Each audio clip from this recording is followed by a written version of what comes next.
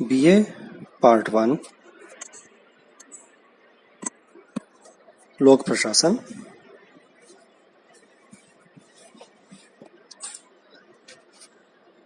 Paper number 2 भारतीय प्रशासन। इन दिनों हम अपने लेसन्स में भारतीय लोक प्रशासन के विकास और ब्रिटिश कालीन लोक प्रशासन और भारत के आज़ादी के पश्चात स्थापित हुए लोक प्रशासन के बीच विकास की कड़ी, उसमें क्या बदलाव आया, क्या परिवर्तन हुए, यह समझ रहे हैं। पिछले ही लेसन में, पिछली वार्ता में मैंने आपको यह समझाने की कोशिश करी कि भारतीय प्रशासन में जो बदलाव आए हैं उनके क्या कारण रहे हैं, वो परिवर्तन क्यों आए हैं। जिन हम परिवर्तनों की बात करते हैं कि आमूल चूल परिवर्तन हो गया ब्रिटिशकालीन लोक प्रशासन और आज़ादी के पश्चात, स्वाधीनता के पश्चात जो लोक प्रशासन भारत में देखा गया है, देखा जा रहा है, उसमें जो आमूल चूल परिवर्तन है उसके क्या कारक रहे। तो मैंने उस संदर्भ में आपको बताया कि संसदीय शासन व्यवस्था स्थापित हुई। पहले जो लोक प्रशासन था वो ब्रिटिश क्राउन के प्रति उत्तरदायी था, लेकिन बाद में जो हमारी कार्यपालिका है वो ऐसी बनाई गई कि वह अब संसद के प्रति उत्तरदायी होती है। दूसरी बात हमने ये चर्चा करी थी कि प्रशासन के लक्ष्य और उद्देश्यों में परिवर्तन आ गया है। पहले केवल कानून और व्यवस्था बनाए रखना एक उद्देश्य था, लेकिन अब हमने नीति निर्देशक तत्वों में और भारत के संविधान की प्रस्तावना में जो हमने सिद्धांत स्थापित किए वह हमें लक्ष्य और उद्देश्य निर्धारित करते हैं। इसके बाद हमने समझा कि कैसे संघात्मक शासन व्यवस्था की स्थापना हुई। हमारे देश के अंदर संघात्मक शासन व्यवस्था 1935 के अधिनियम के अंदर भी आंशिक रूप से, सीमित रूप से उसकी शुरुआत मान सकते हैं। और बाद में संविधान 1950 में जब हमने स्वाधीन भारत के संविधान को अपनाया तो उसमें हमने संघात्मक शासन व्यवस्था स्थापित करी। और इसके पश्चात हमने ये बात करी थी कि जनप्रतिनिधियों की शासन में भागीदारी, ब्रिटिशकालीन शासन के अंदर जनप्रतिनिधियों का दूर दूर तक कोई हिस्सेदारी नहीं होती थी, होती भी थी तो बहुत सीमित रूप में, केवल नाम मात्र की या दिखावे की। लेकिन जब हमने स्वाधीन भारत के लोक प्रशासन में हम देखते हैं कि हमारे सारी नौकरशाही, हमारी सारी सरकारी तंत्र, हमारा लोक प्रशासन जनप्रतिनिधियों की भागीदारी से ही चलता है, उनसे ही दिशा निर्देश प्राप्त करते हैं। व्यवस्थापिका ही नीति तय करती हैं, लोक नीति का निर्माण करती हैं। अब हम इस बात पे आए हैं कि भारतीय प्रशासनिक जो व्यवस्था आज हम देख पा रहे हैं भारत में, उसके क्या प्रमुख विशेषताएं हैं। The salient features of Indian administrative system, ये समझना बहुत महत्वपूर्ण है और बड़ा दिलचस्प भी। हम ये समझ पाते हैं कि भारत में लोक प्रशासन संविधान में उल्लिखित उद्देश्यों और आदर्शों की प्राप्ति के लिए कार्यरत है। जैसे मैंने अपनी चर्चाओं में बार बार रिपीट किया है आपको ये समझाने के लिए कि जो उद्देश्य और आदर्श, जो ऑब्जेक्टिव्स जिनके लिए लोक प्रशासन कार्य कर रहा है, वह कहाँ से हमें मिल रहे हैं, लोक प्रशासन को कहाँ से प्राप्त हो रहे हैं? स्वाधीनता के बाद वो प्राप्त हो रहे हैं भारत के संविधान से। भारत का संविधान जैसे फाउंटेन हेड है, जैसे एक फाउंटेन में से बहते हुए आइडियाज हैं। वो हमें निर्देशित कर रहे हैं कि किस तरफ हमें अपने समाज को, अपने देश को ले जाना है, और वहीं से हमारा सारा लोक प्रशासन प्रेरित हो रहा है। जो परंपरागत दायित्व थे, उनके साथ साथ आज प्रशासन सामाजिक सेवा, व्यापार एवं नागरिक आपूर्ति या औद्योगिक एवं श्रमिक प्रबंध, ऐसे कार्य भी संपादित कर रहा है। यानी हमने जो पहले परंपरागत कार्य देखे थे, जिसमें कानून और व्यवस्था या सामाजिक विकास की बातें हमने अभी थोड़े टाइम अपने लेक्चर में की थी, उनके साथ साथ अनेक ऐसे आयाम भी जुड़ रहे हैं लोक प्रशासन के अंदर, जैसे व्यापार, राज्य व्यापार, पब्लिक एंटरप्राइजेस भी होंगे, लोक उद्यम होंगे, नागरिक आपूर्ति होगी। अब आजकल तो वैसे अभी हम अगस्त 2020 में जब पूरे विश्व के अंदर कोरोना का संकट देख रहे हैं, और पर्टिकुलरली भारत के अंदर राजस्थान में की तरफ हम गौर करते हैं, तो जहाँ जहाँ भी कोरोना का संकट आता है, वहाँ जैसे लॉकडाउन की स्थितियाँ आती हैं, तो नागरिकों की जरूरत की चीज़ों की आपूर्ति भी लोक प्रशासन करता है। आपको याद होगा लॉकडाउन की कंडीशंस जब मार्च, अप्रैल और मई तक चली, स्ट्रिक्ट लॉकडाउन कंडीशन, तब सरकारी गाड़ियां दूध या सब्जियों को भी हमारे निवास की गलियों में पहुंचा रहा था। तो सरकार लगी हुई थी, न केवल डॉक्टरों और नर्सों की सहायता से कोरोना के पेशेंट्स को ठीक करने में, उनको स्वास्थ्य उनका बचाने में, उनका जीवन बचाने में, बल्कि जो नागरिकों की सेवा में इस तरह भी कि जो उनकी आपूर्ति है, रोजमर्रा की चीजों की आपूर्ति, उसको भी उनके द्वार तक, घरों के द्वार तक पहुंचाने में प्रशासन प्रयासरत था। तो सामाजिक आर्थिक विकास, औद्योगिक विकास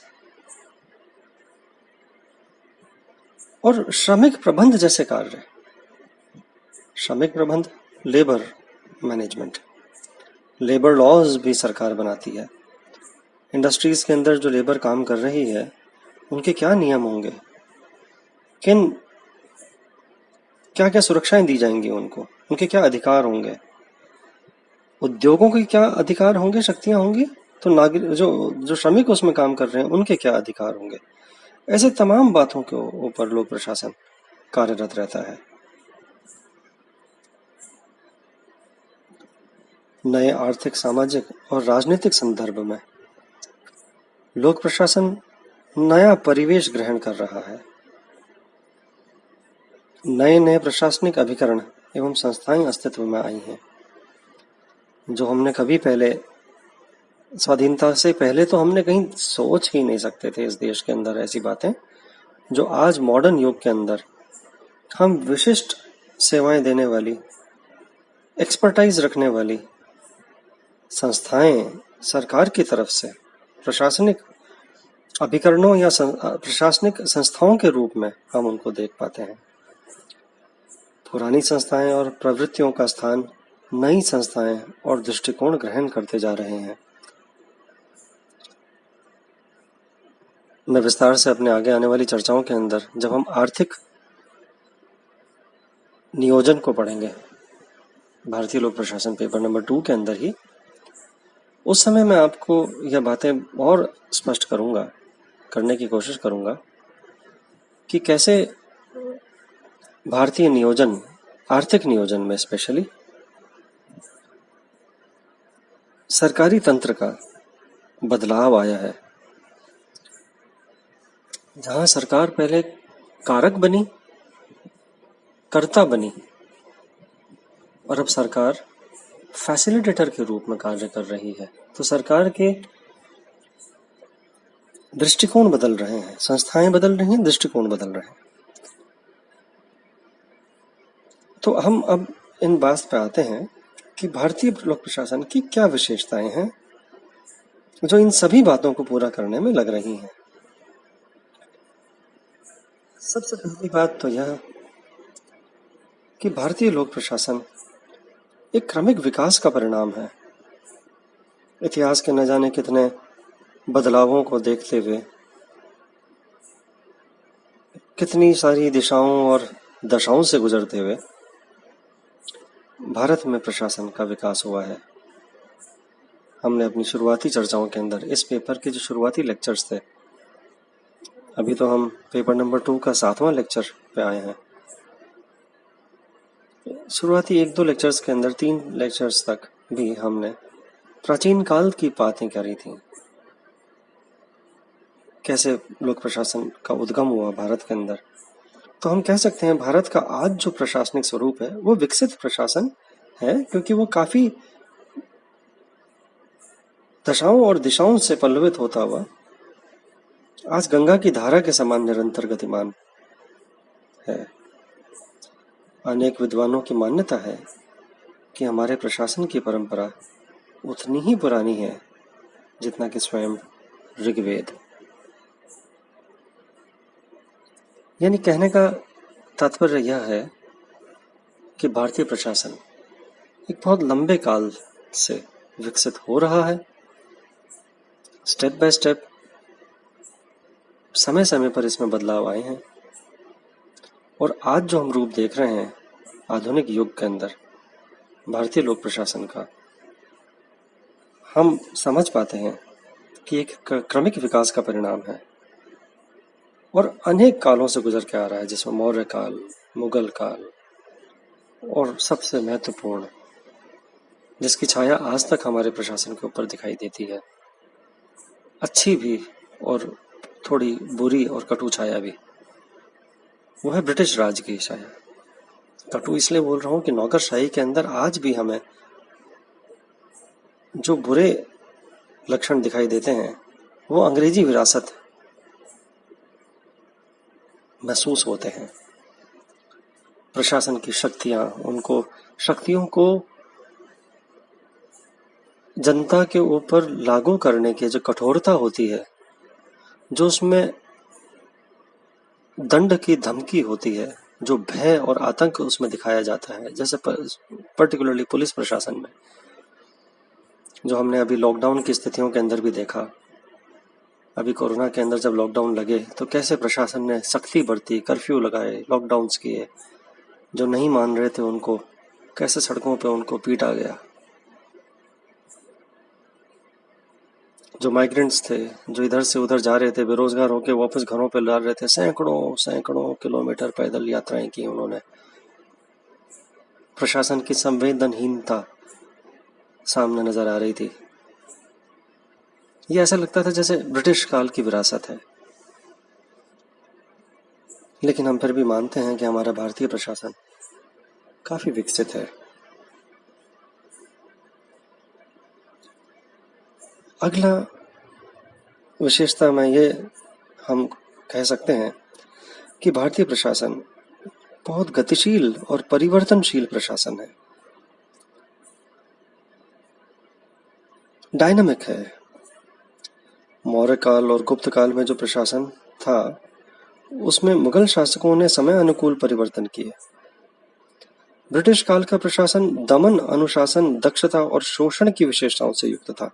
ये हम बार बार रिपीट करते हैं कि ब्रिटिश काल में दमन हुआ है, अनुशासन के ऊपर ज्यादा जोर था, दक्षता, और शोषण कर रहे थे वो भारत का, समाज का, आर्थिक भी और अन्य तरीकों से भी। स्वतंत्रता के बाद संसदीय प्रजातंत्र की परंपराओं के अनुरूप प्रशासन के संगठन और मूल्यों में व्यापक परिवर्तन आया। एथिक्स बदल गए, निष्ठा बदल गई।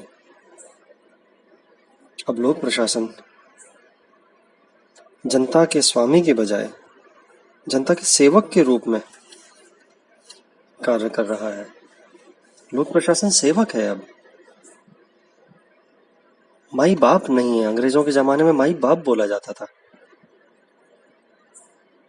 अन्नदाता होते थे राजा, शहंशाह, अन्नदाता होते थे। अब हमारा अन्नदाता है हमारा किसान। और शासन, लोक प्रशासन हमारे नागरिकों का सेवक है। संसद, न्यायपालिका, समाचार पत्र, यहाँ तक कि राजनीतिक दलों के माध्यम से भारतीय प्रशासन जनता के सीधे नियंत्रण का विषय बन गया है। इस बात को थोड़ा सा विस्तार करना चाहूंगा कि संसद और न्यायपालिका, इन दोनों की बातों को जनता तक पहुंचाने में, जनता तक उसका कम्युनिकेशन करने में, संचार करने में समाचार पत्रों का अहम भूमिका होती है।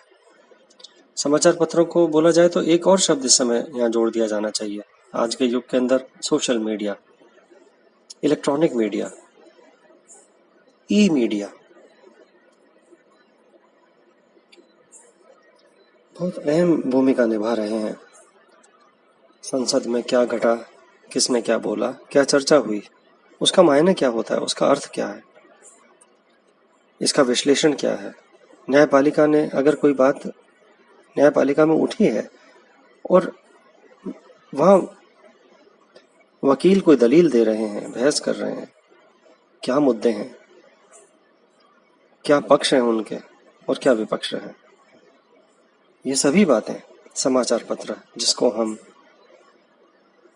चौथा स्तंभ बोलते हैं, द फोर्थ पिलर,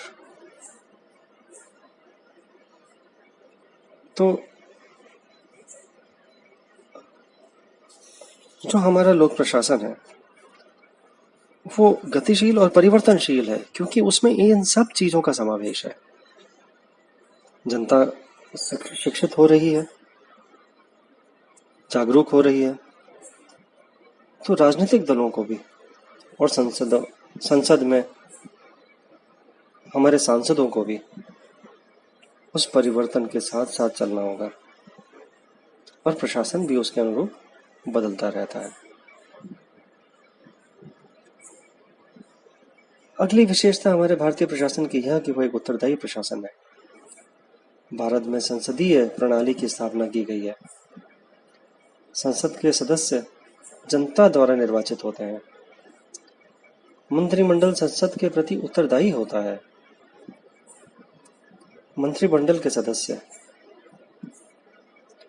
विभिन्न प्रशासनिक विभागों के अध्यक्ष होते हैं।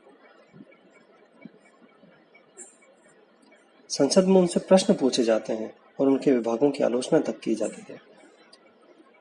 मंत्रियों के माध्यम से संसद प्रशासन का नियंत्रण रखती है।